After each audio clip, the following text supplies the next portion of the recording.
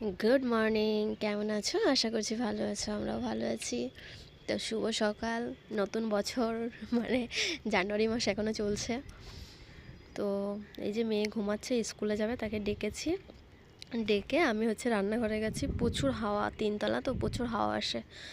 তো রান্নাঘরে গেলাম, ওর জন্য স্কুলের জন্য টিফিন বানাবো। তো আজকের ও রাতের বেলা বলেছিল যে আমাকে পাস্তা দেবে, অন্য কিছু নয়। তো ওর জন্য আর কি আবার বললো কোনো সবজি দেবে না, ডিম দেবে না, একদম প্লেন করে পাস্তা দেবে। তো তার জন্য ওই যে পাস্তা করার জন্য মানে প্রস্তুতি চলছে। আর ঠিকঠাক সময় পাচ্ছি না যে একটা গোছাবো বা এইগুলো একটা কৌটোর মধ্যে ঢালবো বা একটা কন্টেনারের মধ্যে রাখবো, সেরকম সময় পাচ্ছি না। তো এই যে আমি ওইদিকে পাস্তাটা বসিয়ে দিয়েছি, বসিয়ে দিয়ে আমি ভাবলাম নিজে ব্রাশটা করে নিই। ব্রাশ করে তারপরে ওই যে দেখতে পাচ্ছ এদিকে এখনও গেটের এই সাইডের গেটের এখনও পর্দা লাগানো হয়নি। তো লাগানো হবে আস্তে আস্তে, করে উঠতে পারছি না এত কাজ। তো সেটাই করব। তারপরে আজকে আবার কিছু কাচাকুচির আছে, রোজই কাচাকুচির থেকে যায়, কারণ যেগুলো পড়া হয় তো সেগুলো তো কাচতেই হয়। তো চলো, তো একদম টাইম নেই, তো মুখটা ধুয়ে একদম রান্নাঘরে ঢুকে গেছি।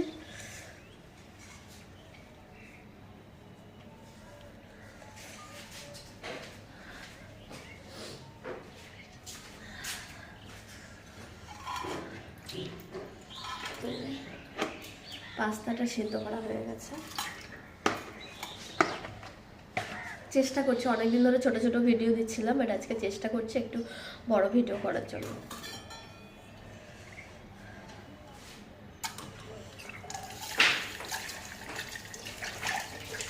ব্রাশ করে নাও। তো মেয়ে উঠে গেছে, তো বলেছি ব্রাশটা করতে।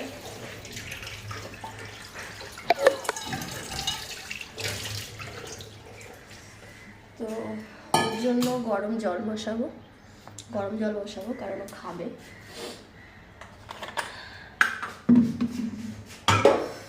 অনেক ঠান্ডা আজকে। কাজ করি, মনে হয় যেন হ্যাঁ কাজ একা একা কাজ করতে লাগে, মনে হয় যেন হ্যাঁ তোমাদের সাথে গল্প করছে, এরকম মনে হয়। আজকে পাস্তাটা সেরকম কিছু দিয়ে ভাজা, আমি সেরকম কিছু দিয়ে ফ্রাই করব না, কারণ মেয়ে না অনেক সবজি খেতে অনেক সময় পছন্দ করে না। তো সেই কারণে সিম্পল, পেঁয়াজও দেবো না। আর আমাদের লাইটারটা খারাপ হয়ে গেছে।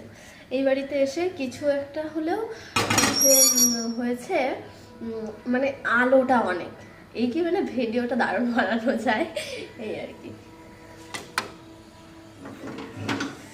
এখন অনেক গোছানো বাকি আছে, কম জিনিস নয়। ভাবো একটা যে 407গুলো হয়, সেই 407 করে এনেছি, ভ্যানে করে এনেছি, তার মানে কতটা জিনিস ভাবো। এখনও শোকেসটা নিচেই আছে, তোলা হয়নি।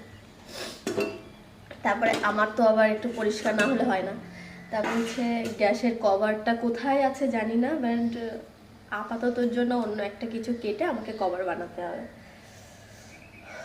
তো ওই যে মানা মুখ ধুয়েছ? ওকে কখন বলেছে মুখ ধুতে? মনা মুখ ধুয়েছ? তাড়াতাড়ি, স্কুল গাড়ি এসে যাবে। উফ, ওকে স্কুলে পাঠাতে অনেক ঝামেলা। তাড়াতাড়ি নাও, স্কুল গাড়ি এসে যাবে এক্ষুনি। তো জলটা হালকা গরম হয়ে গেছে।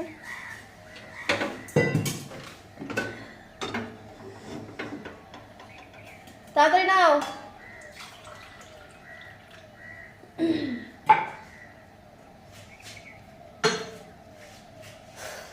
স্কুলে ঝামেলা থাকলে না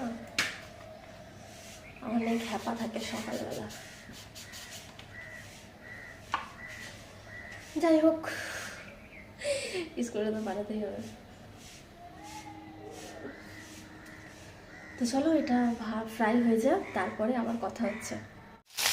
তো এই যে একদম সাদা মাটা ভাবে হবে, আরও কিছু দেবো, একটু পাস্তা মশলা দেবো।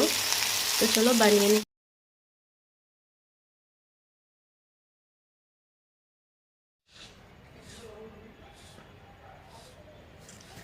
ভালো লাগছে না, কাজ করছিলাম, কাজ করতে করতে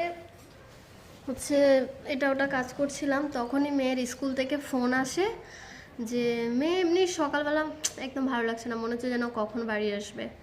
তো তো মায়ের বাড়ি থেকে স্কুলটা কাছে ওর, তো কোনো সুবিধা হলে মায়ের বাড়িতে চলে যায়। মাকে কখন থেকে ফোন করছি, ফোন তুলছে না। ছোটো ভাইকে ফোন করছি, ফোন তুলছে না। এখন ছোটো ভাই ফোন তুললো, বলল যে আমি হচ্ছে কলেজে আছি।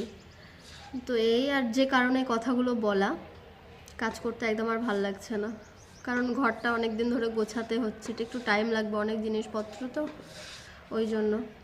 তো সেই কারণে হচ্ছে একটু ভালো লাগছে না। এটাই মেয়ে হচ্ছে সকালবেলা উঠে পটি করেছে, পটি করে একটু গরম জল খেয়েছে, দুটো বিস্কিট ভিজিয়ে খেয়েছে। তারপরে আমি পাস্তা করেছিলাম, পাস্তা বললো আমি নিয়ে যাব না, খাবো না। তো ঠিক আছে, বললাম কিছু ফল কেটে দেবো, বললো না ফলও কেটে দিও না, আমি খাবো না। ওর মানে ভালো লাগছে না, শরীরটা আর কি ভালো লাগছে না।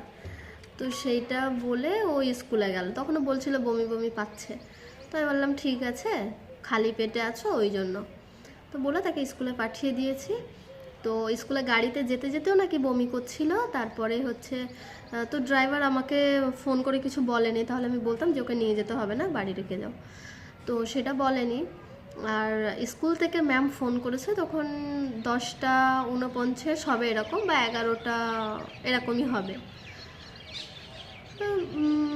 যত রাতি 11টাই হবে হয়তো।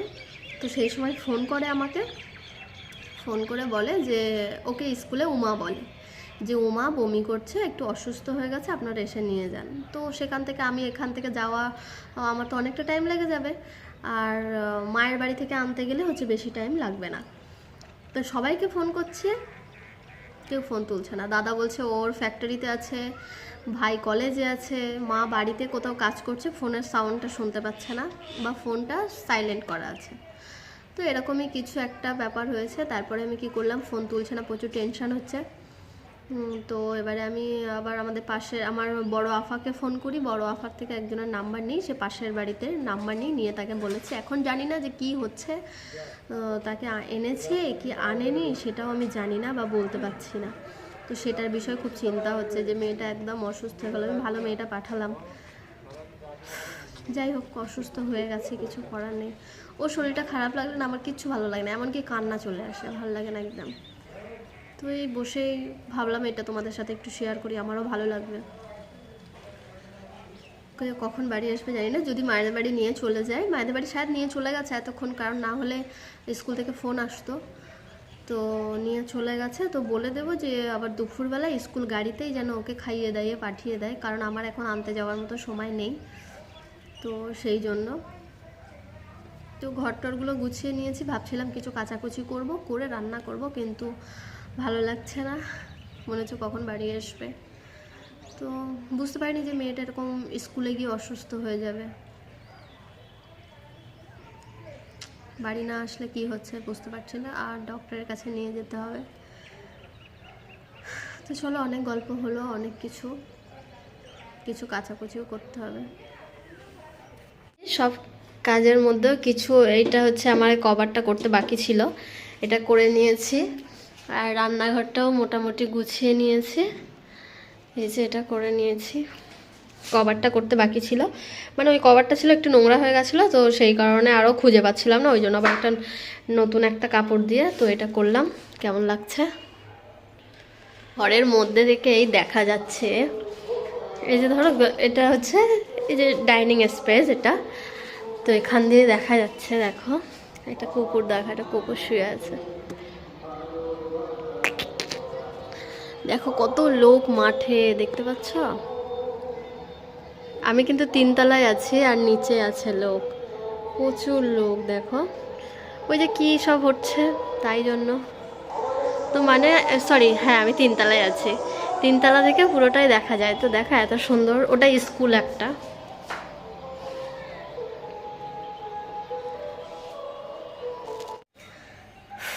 আমি যে ভালোভাবে থাকবো এটা এতটা সহজ নয়, যদি বলো কেন, হচ্ছে রান্না করতে গেলাম, চাল ধোয়াও হয়ে গেছে, কিন্তু এই যে সিলিন্ডারের এখান দিয়ে গ্যাস বেরোচ্ছে, জ্বালাতে পারছে না ভয়ে। তো রান্নাবান্না এখন থাক, আমি এখন যাব কাচাকুচি করতে। সত্যি কথা, আমার কপাল এত কেন খারাপ জানি না, আজকে শ্যাম্পু করবো। তো চলো ছাদে যাই। তো তারপরেও মেয়ের জন্য একটু চিন্তা হচ্ছিল, তো কিছু করার নেই, কি জামা কাপড় ভিজিয়েছি কিছু, সেগুলো তো কাচাকুচি করতেই হবে। তো সেটাই ভেবে আর কি কাচাকুচি করছিলাম, আর কেচে ধুয়ে নিয়ে এসে আর মেলে দিচ্ছি। দড়িতে বেশি কিছু ধরবে না, তাই জন্য আর কি এই যে দেওয়ালে দেওয়ালে দিচ্ছি, ছাদের দেওয়ালে দেওয়ালে দিচ্ছি। আর কিছুক্ষণের মধ্যে মেয়ে বাড়ি চলে আসবে, কারণ অনেকটা বেলা হয়েছে। ওকে মায়ের বাড়িতে নিয়ে চলে গেছিলো, মায়ের বাড়ি থেকে আবার স্কুল গাড়ি নিয়ে বাড়ি দিয়ে যাবে। তো সেই জন্য আর কি আমিও তাড়াতাড়ি করছিলাম। আজকে আবার গ্যাসটা বেরাচ্ছে, যেটা আমি রান্না করতে পারছিলাম না, অনেকটা ঝামেলা ছিল। আবার মায়ের বাড়ি থেকে কিছু খাবার পাঠিয়েছিল, তো সেইগুলোই খাওয়া হবে আর কি। মানে পাঠিয়েছিল কি, পাঠাবে বলেছে।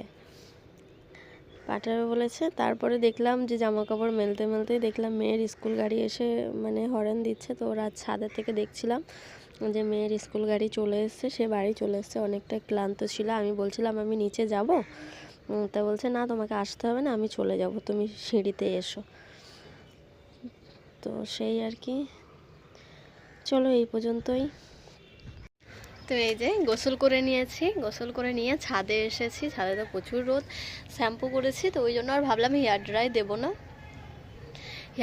দেবো না, এমনি চুলটা এমনি রোদে শুকিয়ে নিই, এটাই ভেবেছি। আর মেয়ে চলে এসছে, এসে খাওয়া দাওয়া করে একেবারে উপরে এসছি। তো আজকের ভিডিওটা এই পর্যন্ত। টাটা। সবাই একটা লাইক, একটা সাবস্ক্রাইব, একটা কমেন্ট করে যেতে ভুলো না যে কেমন হয়েছে। খারাপ হলেও একটা কমেন্ট করো যে খারাপ হয়েছে, ভালো হলেও একটা কমেন্ট করো যে ভালো হয়েছে।